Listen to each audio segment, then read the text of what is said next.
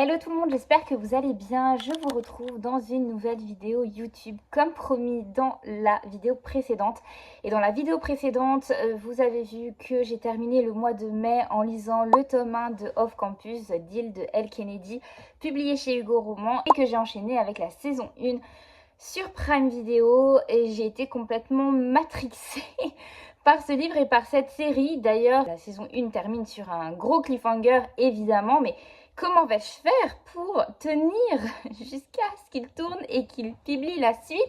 Vraiment, j'ai l'impression que ma vie n'a plus aucun sens. Alors, j'aurais bien aimé commencer ce nouveau mois avec des suites de séries, avec des livres qui me font de l'œil depuis longtemps.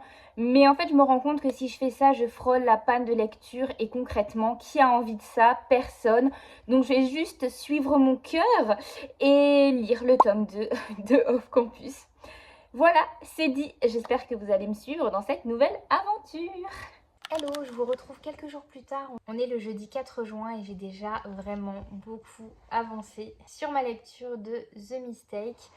Je lis super vite. Je vais aller regarder à combien de pages je suis. Et du coup, il fallait vraiment que je vienne vous en parler avant de finir. J'ai vraiment lu tous les jours.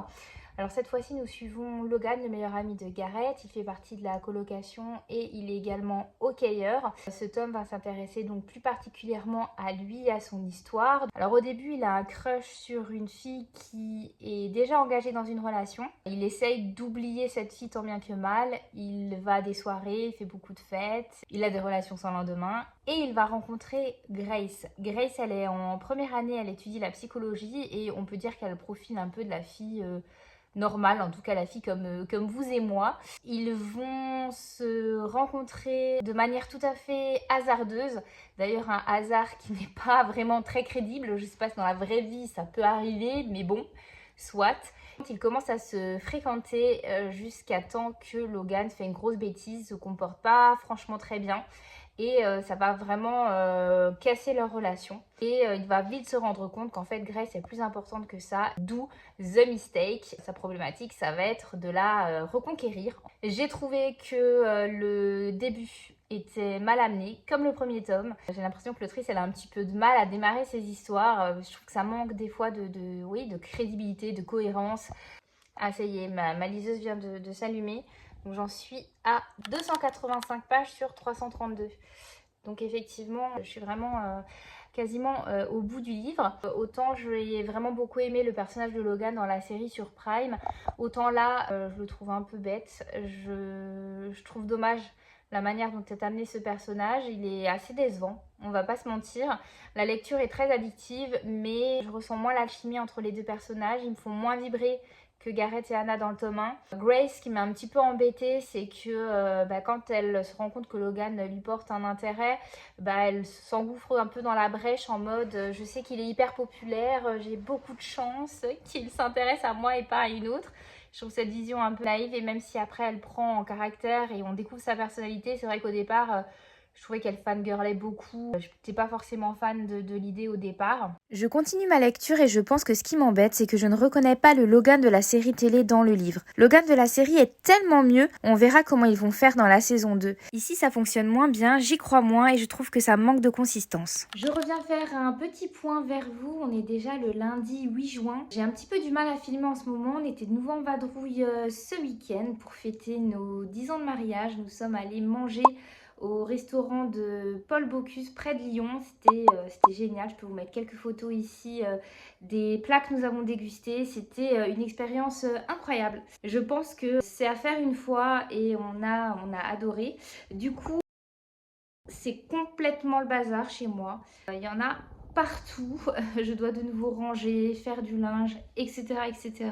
J'ai l'impression que je vous dis ça tout le temps. En tout cas, dans le vlog précédent aussi, on avait pas mal vadrouillé, ce qui nous ressemble pas du tout parce qu'on est des gens très casaniers et que moi, ce que je préfère faire, c'est être chez moi dans mon canapé à bouquiner. Mais en même temps, je me plains pas parce qu'on a vécu des bons moments et comme quoi, des fois, il faut sortir aussi de sa zone de confort et surtout sortir de chez soi pour vivre de belles expériences. Je voulais quand même vous dire que j'ai terminé The Mistake. Vous avez compris que je suis plus mitigée par rapport au premier tome. Il m'a fait vivre moins d'émotions, mais quand même, à la fin, J'ai eu la larme à l'œil. C'est dommage parce que ça remonte pas le reste. Je pense que c'est un livre qui mérite ses 3 étoiles, peut-être 3,5. Bien évidemment, j'ai hâte de découvrir l'adaptation de l'histoire de Grace et Logan dans la série adaptée sur Prime.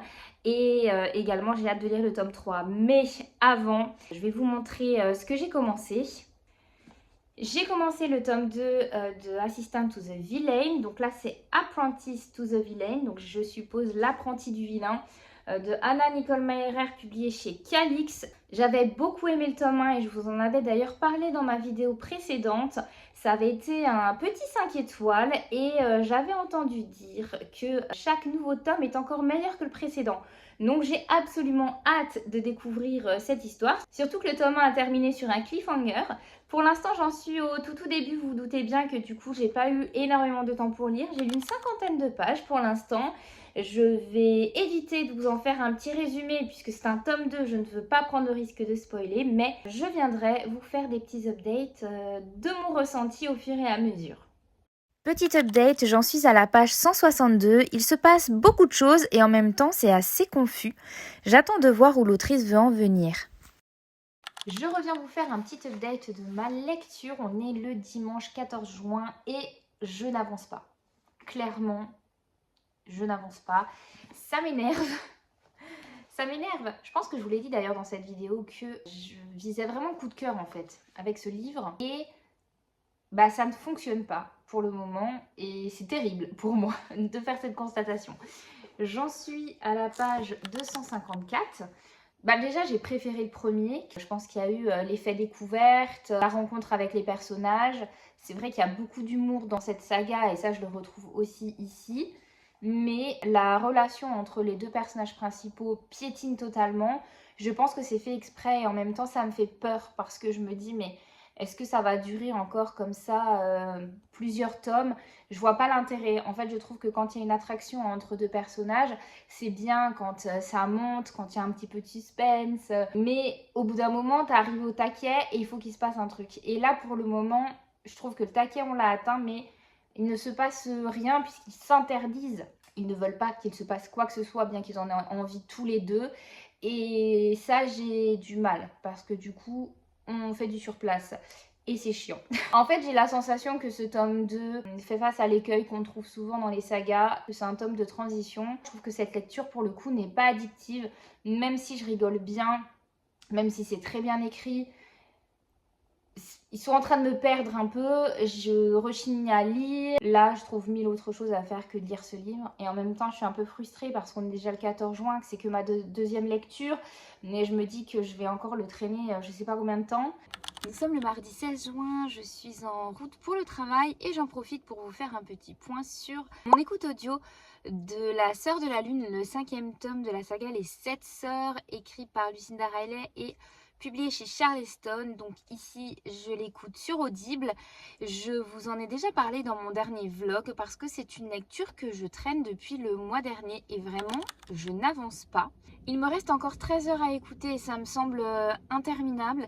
J'ai l'impression de vivre une panne de lecture auditive si je puis dire parce que je continue à lire un petit peu tous les jours en papier et habituellement les livres audio m'accompagnent aussi très régulièrement, notamment pendant mes trajets voiture, sauf que là j'ai vraiment du mal avec ce tome-ci. Alors les deux précédents je les avais vraiment beaucoup aimés, mais celui-ci malheureusement j'ai trouvé qu'il avait mis énormément de temps à démarrer. Et quand enfin il démarre et qu'on découvre les chapitres où on repart dans le passé, eh bien c'est très triste directement. Alors je m'attendais pas à autre chose dans le sens où c'est la construction classique de cette série et puis si le personnage principal a été adopté, c'est que forcément elle ne vient pas d'une famille biologique aimante et parfaite, mais en général ça c'est pas aussi rapide. Là vraiment dès les premiers chapitres j'ai trouvé que c'était presque douloureux. Peut-être aussi que c'est mon mood actuel qui fait que j'ai pas forcément envie de lire un livre qui fait vivre des émotions aussi négatives.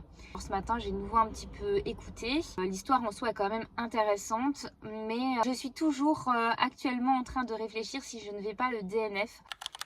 Je vous retrouve dans mon poste préféré en voiture. Juste pour une petite remarque, parce que du coup j'ai quand même continué l'écoute des 7 sœurs. Et à un moment donné, il se passe ce que moi je qualifierais d'une agression sexuelle. Et j'ai pas du tout aimé la façon dont ça a été traité par l'autrice. Alors je verrai plus tard dans le roman si c'est pour une...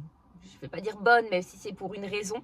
Mais en tout cas, j'ai pas du tout aimé. Alors la jeune fille qui subit cette agression est un petit peu choquée, ce qui est normal, elle n'arrive pas forcément à comprendre ce qui vient de lui arriver. Par contre, la personne qui vit avec elle, je trouve, minimise énormément ce qu'elle a vécu. Le mot agression sexuelle n'a aucun moment mentionné. Et franchement, ça m'a un petit peu énervée. Surtout que l'agresseur, elle va encore le croiser à plusieurs reprises. Là, j'arrive à un moment clé où elle doit prendre une décision qui pourrait l'amener à voir cette personne quand même très régulièrement et même lui devoir des comptes. Je ne sais pas ce qu'elle va décider. Pendant tous ces passages où cette personne est là, j'ai une espèce d'alarme qui s'allume, qui est d'ailleurs exacerbée par le fait que la jeune femme est accompagnée d'un chien qui va grogner à chaque fois que cet agresseur est pas loin. Et en fait, elle n'écoute pas le chien, elle le sort ou elle l'attache. Et moi, je suis en mode, mais meuf, attention quoi. Et encore je peux comprendre qu'elle qui le vit directement se rende pas forcément compte, minimise en se disant bon peut-être que j'interprète mal le truc, mais quand son entourage en plus ne la soutient pas, ça m'énerve. Je pense que vous avez compris, mais pour le coup ça me donne envie de continuer à lire parce que je me dis que peut-être l'autrice veut nous emmener à quelque chose qui va faire que je vais comprendre la logique et la manière dont elle écrit ces scènes là. Donc on va voir. Hello, je vous fais un point rapide, on est le mardi 23 juin, pour vous dire que je n'avance absolument pas dans mes lectures. Alors déjà, la faute un petit peu à ce livre-ci, parce que je suis pas du tout hypée par cette lecture, malheureusement, je crois que vous l'avez déjà compris. Également, ma lecture en cours qui n'avance absolument pas, mais c'est peut-être un petit peu de ma faute aussi d'avoir choisi une lecture qui fait 19 h. Même si voilà, il y a aussi plein de choses qui ne vont pas, je vous en ai déjà parlé également, mais surtout, on est en pleine canicule.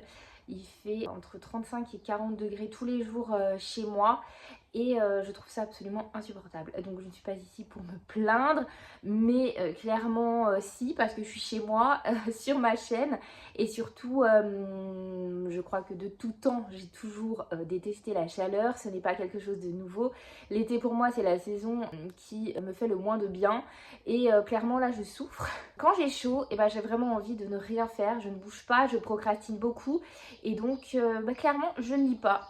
Donc il y a une part de moi qui est hyper frustrée de ne pas avancer dans mes lectures, de ne pas passer à autre chose aussi parce que je sais qu'après je dirai l'Assassin Royal. Je dois aussi lire le livre que vous m'avez choisi dans la vidéo précédente. Mais là je n'arrive à rien, je regarde la météo et je prie pour qu'à un moment donné les températures diminuent. A priori ce sera enfin le cas dans une semaine, mais il faut qu'on tienne encore 6 jours. Voilà. Donc ce mois de juin, c'est un petit peu compliqué niveau lecture. Je n'ose même pas compter combien de livres j'ai lu ce mois-ci. C'est affreux. C'est affreux. J'ai enfin terminé Apprentice to the Villain et parce que j'ai trouvé le tome 1 si prometteur, je suis assez déçue de ce deuxième tome. Je lirai tout de même la suite qui est déjà dans ma palle. Bon, je décide de conclure ce vlog. On est le lundi 29 juin et j'ai enfin commencé une nouvelle lecture. Il s'agit donc du 6e tome de l'Assassin Royal écrit par Robin Hobb et publié ici chez J'ai lu. J'adore absolument les couvertures, elles sont magnifiques. Je termine un cycle avec ce roman puisqu'après je vais enchaîner avec Les Aventuriers de la Mer. Je suis à la fois impatiente de connaître le fin mot de l'histoire et puis en même temps j'ai un petit peu peur de savoir où cette aventure va nous mener. J'espère que ce livre saura être plus addictif que mes lectures précédentes. J'ai l'impression qu'on est parti sur un voyage qui pour le coup a l'air assez mystique.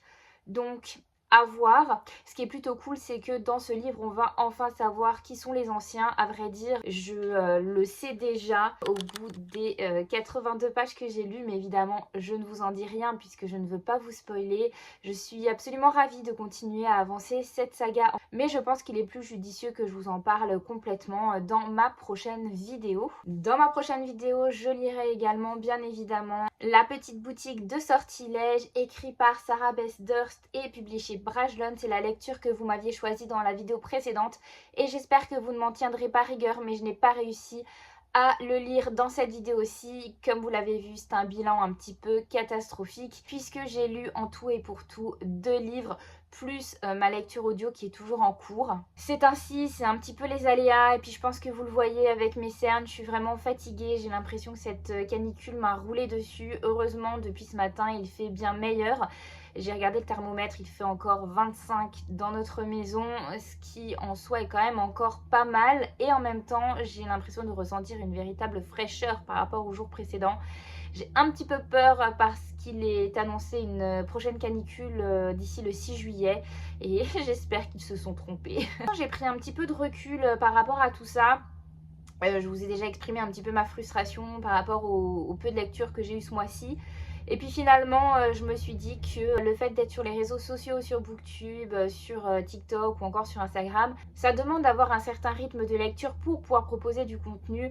Et j'ai quand même envie de me détacher de tout ça. Et si une fois je lis moins, et ben c'est pas grave tout simplement. Donc je vais continuer à aller à mon rythme.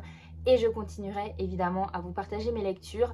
N'hésitez pas à me partager les vôtres dans les commentaires. Également, n'hésitez pas à me poser vos questions si vous en avez parce que j'ai été absente très longtemps de YouTube. Et donc si vous avez des questions générales ou sur mes lectures ou ce que j'ai pu découvrir pendant les années où je n'étais pas là, n'hésitez pas et j'y répondrai dans la prochaine vidéo. Je vous souhaite de belles lectures et je vous dis à très bientôt dans une prochaine vidéo. Bye bye!